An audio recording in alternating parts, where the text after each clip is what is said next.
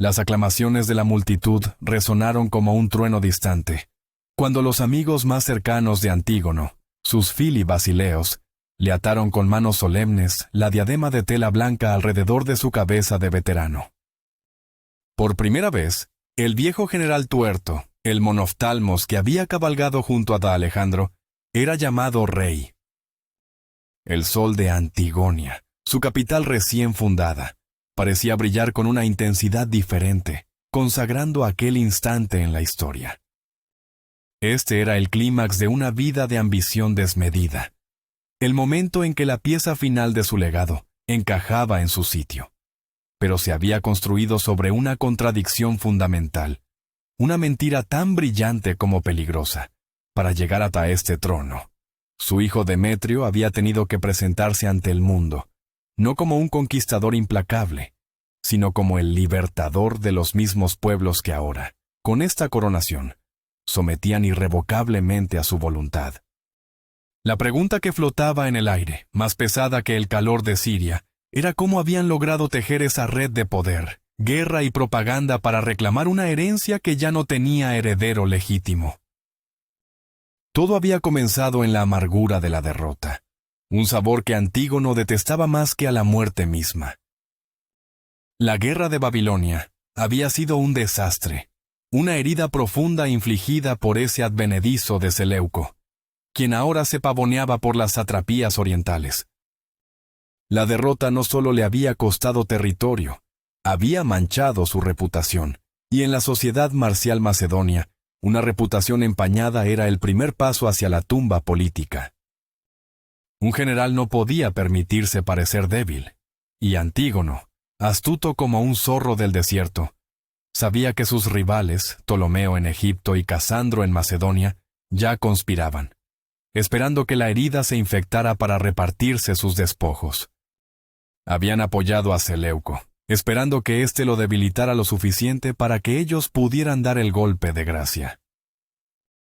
Pero Antígono no era un león moribundo, era una bestia acorralada, y eso lo hacía infinitamente más peligroso. En su capital, reunido con su hijo Demetrio, un joven que poseía todo el carisma y la audacia que a su padre le sobraban en astucia, trazaron un plan. No esperarían el ataque, ellos golpearían primero. La estrategia sería a la vez reactiva y proactiva, una obra maestra de cálculo geopolítico. El objetivo no sería Seleuco, demasiado lejano por ahora, sino el eslabón más débil y a la vez más simbólico de la alianza en su contra, la Grecia de Casandro. Ellas, el corazón intelectual y cultural del mundo que Alejandro había querido crear, estaba llena de un latente descontento antimacedonio. Casandro, el asesino de la familia de Alejandro, gobernaba con mano de hierro, y las poleis, las orgullosas ciudades-estado, anhelaban cualquier oportunidad para deshacerse de su yugo. Ahí estaba la clave. No llegarían como invasores, llegarían como libertadores. La cuarta guerra de los diádocos descendía así sobre el Mediterráneo oriental, no con una declaración formal, sino con el movimiento sigiloso de una flota. Demetrio, al mando de la expedición, era la encarnación perfecta de esta nueva estrategia. No era solo un general, era un actor en el gran teatro de la política helenística. Cuando su flota apareció frente al Pireo, el puerto de Atenas, no desembarcó con fuego y furia. Envió mensajeros, proclamando que había venido en nombre de su padre para devolver a los atenienses su antigua libertad, para expulsar a la guarnición macedonia impuesta por Casandro. La ciudad, cuna de la democracia, mordió el anzuelo con una desesperación jubilosa. Las puertas se abrieron, y Demetrio entró en la capital intelectual de Elas, con una facilidad pasmosa, no como un conquistador, sino como un salvador divino. Los filósofos le dedicaron tratados, los poetas le compusieron himnos, y los ciudadanos, en un arrebato de gratitud, lo aclamaron a él y a su padre ausente como Deoi Soteres, dioses salvadores. La ironía era monumental, la ciudad que había luchado ferozmente contra la tiranía de Filipo y Alejandro, ahora deificaba a sus nuevos amos. Demetrio, jugando su papel a la perfección, restauró la democracia sabiendo que una democracia amiga era mucho más útil y leal que una ciudad sometida por la fuerza. La victoria en Atenas fue un golpe maestro. Demetrio utilizó esta estrategia propagandística para ganarse el favor de otros movimientos antimacedonios en el sur de Grecia. En la cercana ciudad de Megara, la facción democrática se alió con él, permitiéndole tomar el control y proclamar su libertad tal como había hecho en Atenas. Cada ciudad liberada era una espina clavada más profundamente en el costado de Casandro, quien, desde Macedonia, veía cómo su autoridad en Grecia se desmoronaba. Se vio obligado a movilizar sus tropas no para atacar a los antigónidas, sino para intentar aplastar a las poleis rebeldes que se unían al enemigo. Estaba perdiendo el control de su propio patio trasero. Mientras tanto, Demetrio emprendió una tarea más difícil, el asedio de Muniquia, una fortaleza clave en el Ática donde la guarnición de Casandro aún resistía. Fue allí, en ese asedio del que lamentablemente sabemos muy poco, donde Demetrio comenzó a experimentar con las técnicas de poliorcética que más tarde lo harían famoso. Y fue un campo de pruebas para sus ideas más audaces, un ensayo para las sinfonías de destrucción que estaba destinado a componer. Con la consolidación de su poder en el Ática, la victoria de los antigónidas era ya rotunda. Ahora tenían un punto de apoyo firme en Grecia, y la reconstruida marina ateniense era ahora una aliada leal de su recién deificado general. Antígono desde su capital observaba con satisfacción. El frente norte estaba asegurado y Casandro estaba contra las cuerdas. Era el momento de girar el eje de la guerra y enfrentarse al otro gran enemigo, el intrigante Ptolomeo de Egipto. El objetivo elegido fue una joya estratégica, una isla que era la encrucijada de 3 continentes y probablemente la posesión más preciada del reino egipcio, Chipre. La isla no solo era una base naval perfecta desde la cual lanzar incursiones en cualquier dirección, sino que también era un centro de recursos vitales, rica en madera para construir flotas y en cobre. Para Ptolomeo, Chipre era su trampolín hacia Asia Menor y el Egeo, su ojo vigilante sobre las costas de Siria. Para Antígono, capturarla significaría arrancarle ese ojo a Ptolomeo, robarle su mejor base de operaciones y asegurar para sí mismo esos mismos recursos y ventajas geográficas. El plan era audaz y directo. Demetrio levaría anclas desde Grecia, se reuniría con su padre para reforzar su ejército, y luego caería sobre la isla con toda la fuerza de la maquinaria de guerra antigónida. Demetrio zarpó, y en su camino pasó por Rodas, un conocido centro de construcción naval cuya neutralidad la había enriquecido. Les pidió ayuda, barcos para su gran empresa. Pero los rodios, comerciantes astutos, rehusaron, alegando que preferían su lucrativa neutralidad a verse envueltos en las disputas de los reyes. Demetrio, aunque molesto, no insistió. Recordaría esa negativa. Continuó su viaje hacia la isla de Afrodita con solo el poder de la flota antigónida a su lado. El encuentro con su padre en Cilicia fue transformador. Antígono no escatimó en recursos para la que sería la operación más crítica de la guerra. Reforzó el ejército de su hijo con 10.000 infantes veteranos y 5.000 jinetes, tropas curtidas en las interminables campañas de Asia. La armada también fue enriquecida con el personal inagotable del cercano Oriente, marineros fenicios, cilicios y sirios que conocían esas aguas como la palma de su mano. Cuando la flota de invasión se congregó, era una visión imponente. Se estima que la marina antigónida contaba con alrededor de 180 buques de guerra, una mezcla letal de 53 buques pesados, los acorazados de la época, y unas 110 embarcaciones ligeras, rápidas y ágiles. Con esta fuerza formidable, Demetrio puso rumbo a Chipre. Su desembarco se produjo en la península de Carpacia, en el noreste de la isla, una maniobra que sorprendió a los defensores. Procedió a tomar rápidamente las ciudades locales de Carpacia y Urania, asegurando una cabeza de playa y dejando sus barcos anclados en la de la península. Pero la conquista de la isla no sería tan sencilla. Ptolomeo había unificado recientemente los reinos de la ciudad de la isla en una sola provincia bajo su imperio, y la había fortificado considerablemente.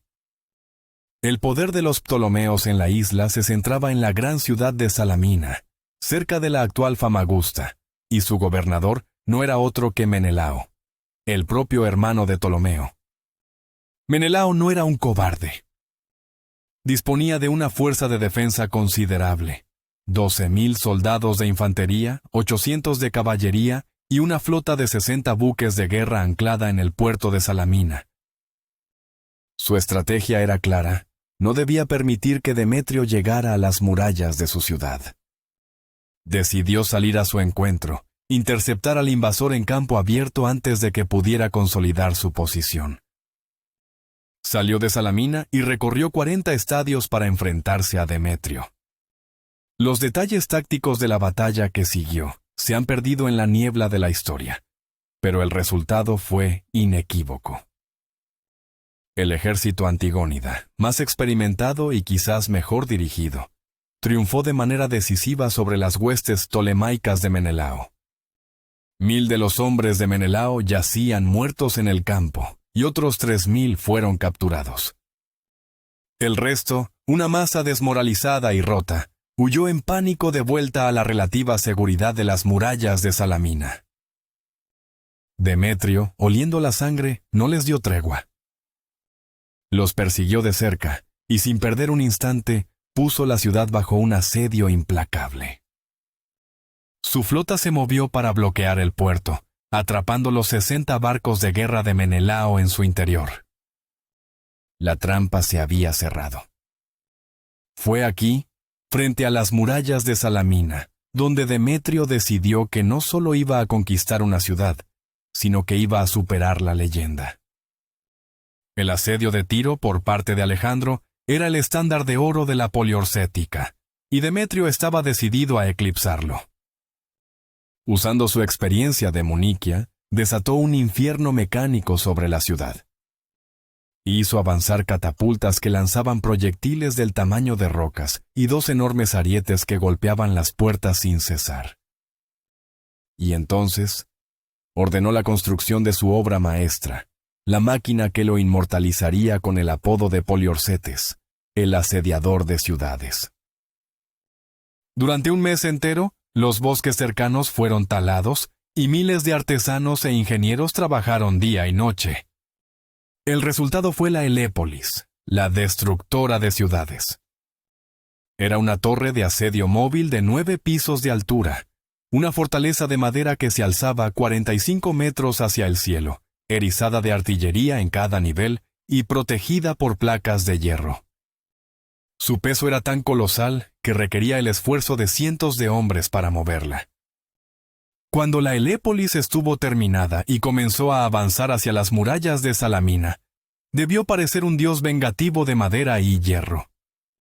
El asedio comenzó en serio. El bombardeo fue terrible. A pesar de la valiente defensa de los salaminianos, las murallas, que habían resistido durante siglos, comenzaron a desmoronarse como si hubieran sido golpeadas por un rayo. Pero Salamina y Menelao no temían a los rayos. Su ciudad era famosa por sus santuarios a Zeus, el señor del trueno. En una noche oscura, cuando la Helépolis había abierto una brecha considerable y el asalto final parecía inminente, los defensores demostraron su temple. En una salida desesperada y heroica, un grupo de soldados de élite se deslizó fuera de los muros, superó a los guardias y, utilizando antorchas y materiales inflamables, prendió fuego a las máquinas de asedio de Demetrio. Las llamas devoraron la madera de los arietes y lamieron la base de la mismísima Helépolis. Aunque no lograron destruir la gran torre por completo, el daño fue suficiente. El ataque dio a la ciudad un breve pero vital respiro. Demetrio, frustrado pero no vencido, tuvo que hacer retroceder sus máquinas dañadas y reagrupar sus fuerzas. La pausa, sin embargo, sería aprovechada por su verdadero enemigo. Mientras Demetrio se ocupaba de las reparaciones, en el oeste de la isla, en la ciudad de Pafos, los refuerzos que Menelao tanto anhelaba finalmente llegaron. Y no era un general cualquiera, era el propio Ptolomeo I Sóter.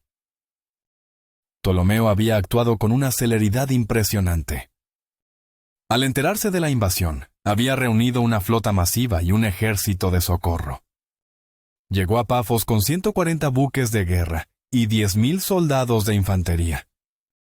Desde allí, navegó por la costa sur, pasando por el lugar donde la mitología decía que Afrodita había surgido del mar antes de llegar a la ciudad de Quitión. En el camino, más aliados locales se unieron a su causa, engrosando sus filas. Su plan era simple pero potencialmente devastador. Envió un mensaje urgente a su hermano Menelao en Salamina. Debía ordenar a sus 60 barcos atrapados en el puerto que salieran y se unieran a él. Juntos tendrían una flota de 200 buques de guerra, una fuerza que superaría con creces a la de Demetrio. Menelao probablemente intentaría aprovechar alguna brecha en el bloqueo o esperar un momento de distracción para hacer su salida. La estrategia era sólida. Si las dos flotas ptolemaicas lograban unirse, Demetrio quedaría atrapado entre un martillo naval y el yunque de la ciudad fortificada. La guerra por Chipre estaba a punto de alcanzar su punto de ebullición. Pero Demetrio poseía algo más que máquinas de guerra y soldados valientes. Tenía una excelente red de inteligencia. Por medios desconocidos, ya fuera un desertor, un espía o una patrulla afortunada, se enteró del plan de Ptolomeo. Comprendió la amenaza mortal que se cernía sobre él. No podía permitir que las dos flotas se unieran. En lugar de adoptar una postura defensiva, de esperar a ver cómo se desarrollaban los acontecimientos, Demetrio hizo lo que mejor sabía hacer. Tomó la ofensiva de una manera audaz y totalmente inesperada. Dejó una fuerza mínima para mantener el asedio en tierra y embarcó a sus tropas de élite y parte de su equipo de asedio más ligero en sus barcos. Durante la noche, movió su flota en silencio y la posicionó directamente frente a la estrecha entrada del puerto de Salamina, reforzando el bloqueo hasta hacerlo prácticamente impenetrable. Colocó sus naves en una formación tan densa que era un muro flotante. Su mensaje para Menelao era claro: no saldrás de aquí. La noche pasó con una tensión palpable. Al amanecer, Ptolomeo, anclado frente a Quitión, esperaba ver las velas de los barcos de su hermano aparecer en el horizonte. Pero el horizonte permaneció vacío. Cuando ninguna de las naves de Menelao emergió del puerto de Salamina, Ptolomeo se dio cuenta de que su plan había sido comprometido.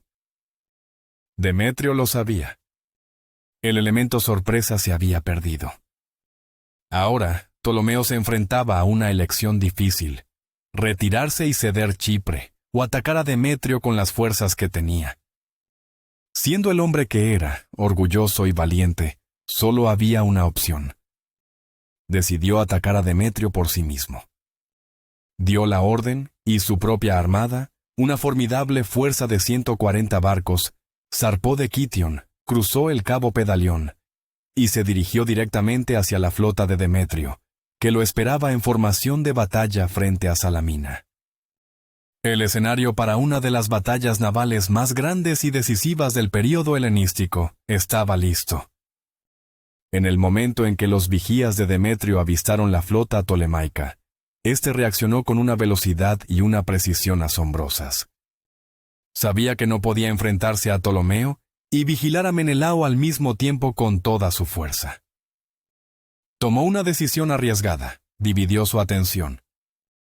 Ordenó a solo 10 de sus barcos, bajo el mando de un oficial de confianza, que se movieran hacia la estrecha boca del puerto para continuar el bloqueo.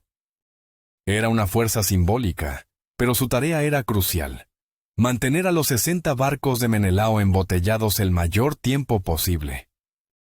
Con el resto de su flota, unos 170 barcos, se giró para hacer frente al ataque masivo de Ptolomeo. El heredero Antigónida, aunque un genio en tierra, era consciente de su relativa falta de experiencia en asuntos navales a gran escala.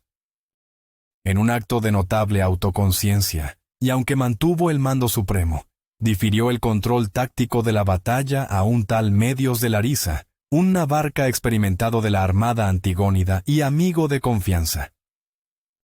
La estrategia que diseñaron fue ingeniosa y agresiva. Demetrio colocó sus barcos más grandes y pesados, los acorazados de la flota, en su flanco izquierdo, formando una doble línea. Él mismo se situó en la proa de su buque insignia, al frente de esta línea, listo para liderar la carga. El centro y el flanco derecho, compuestos por barcos más ligeros, se dispusieron en una sola línea. Ptolomeo, al ver la disposición de Demetrio, respondió con una estrategia de espejo. También concentró sus barcos más pesados en su propio flanco izquierdo, frente al débil flanco derecho de Demetrio, y también en una doble línea. Su centro y su derecha se mantuvieron en una sola línea. El plan de ambos comandantes era idéntico y brutalmente simple: usar su flanco fuerte, el izquierdo, para aplastar el flanco débil del enemigo, el derecho, y luego girar para envolver y destruir el resto de la flota enemiga. Era una carrera para ver quién podía romper la línea del otro primero. Tras un tenso punto muerto, con cientos de barcos y miles de hombres observándose a través de una extensión de agua brillante bajo el sol chipriota, Demetrio y Medios dieron la señal. El flanco izquierdo Antigónida se lanzó hacia adelante. La colisión con el flanco derecho ptolemaico fue cataclísmica. Demetrio, siempre el innovador, había montado máquinas de asedio más pequeñas en las cubiertas de sus naves. Usando estas catapultas improvisadas, barrió las cubiertas de los barcos enemigos con una lluvia de proyectiles, causando el caos y la confusión antes incluso de que los espolones de bronce hicieran contacto. El ataque fue tan violento que el ala derecha de Ptolomeo se desintegró con facilidad. Al mismo tiempo, Ptolomeo movió su propio flanco izquierdo con la misma rapidez. Sus barcos pesados se estrellaron contra el flanco derecho más débil de Demetrio, y como era de esperar, lo rompieron. La batalla ahora estaba equilibrada en un filo de navaja. Ambos comandantes habían logrado su objetivo inicial. El resultado dependería de lo que sucediera a continuación. Y fue aquí donde la brillantez táctica de Demetrio y Medios se hizo evidente. Mientras Ptolomeo se preparaba para girar sus barcos victoriosos y atacar el centro Antigónida, el victorioso flanco izquierdo de Demetrio ejecutó una maniobra perfectamente sincronizada. Los barcos giraron a estribor, y en lugar de perseguir a los restos del flanco enemigo, se abalanzaron sobre la línea central de Ptolomeo, golpeándola en el flanco expuesto. Fue un golpe de martillo devastador. Mientras tanto, en el puerto de Salamina, Menelao, al ver la batalla en pleno apogeo y su bloqueo reducido a solo 10 barcos, finalmente decidió actuar. Sus 60 barcos comenzaron a abrirse paso a la fuerza a través de la delgada línea de bloqueo. Y Ptolomeo, al girar para dar el golpe de gracia al centro de Demetrio, se encontró con una visión de pesadilla. Su propio centro estaba siendo masacrado, y toda su flota, con la excepción de su propio flanco victorioso, estaba siendo derrotada y envuelta.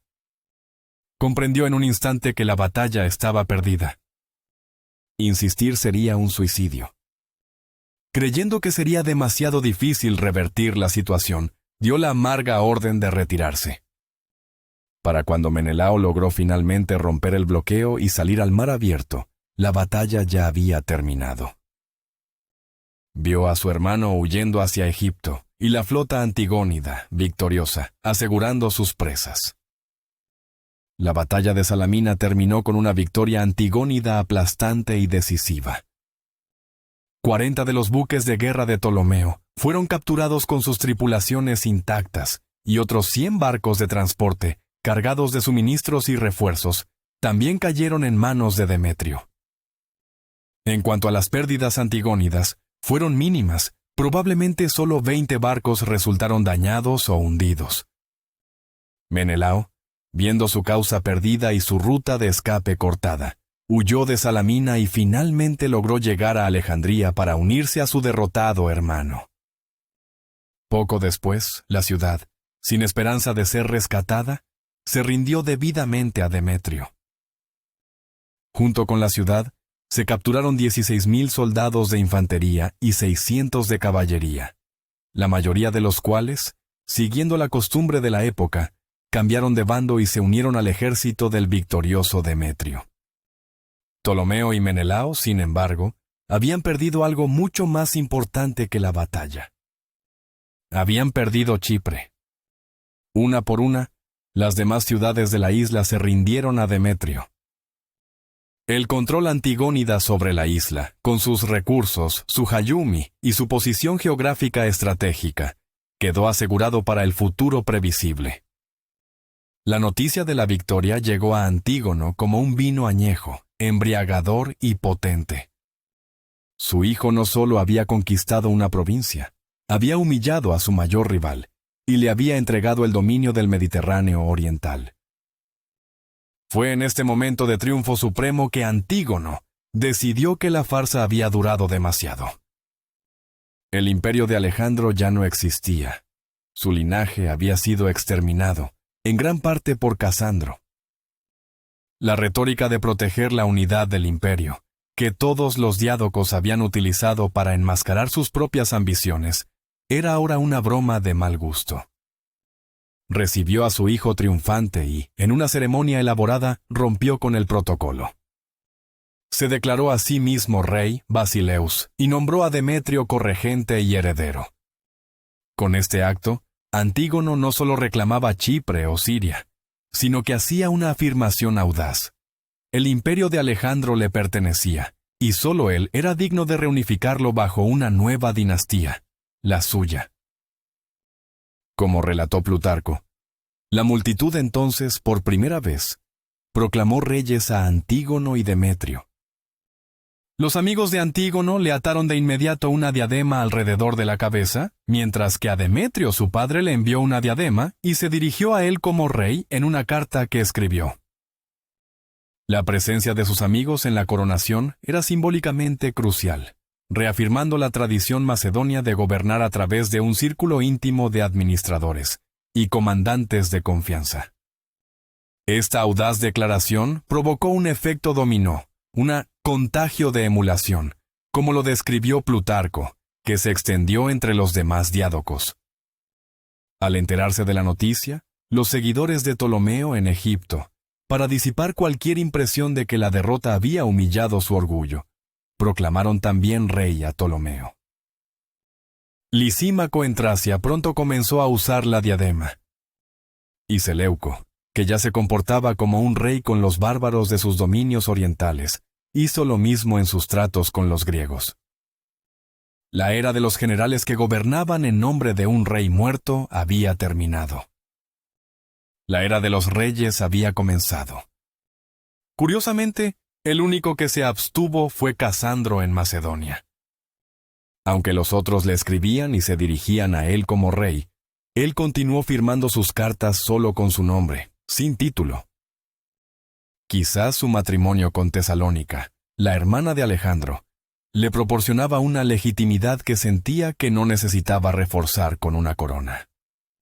No obstante, la coronación de Antígono fue un punto de inflexión que aceleró la guerra. Ahora todos los actores principales querían ser reyes, ya fuera de sus respectivas esferas de influencia o de todo el imperio. El imperio estaba ahora oficialmente dividido, y si alguna vez volvía a unirse, sería bajo el estandarte de una nueva dinastía. Con Ptolomeo debilitado y humillado, Antígono y Demetrio vieron una oportunidad de oro para asestar el golpe definitivo. Decidieron invadir Egipto. La escala de la preparación fue titánica.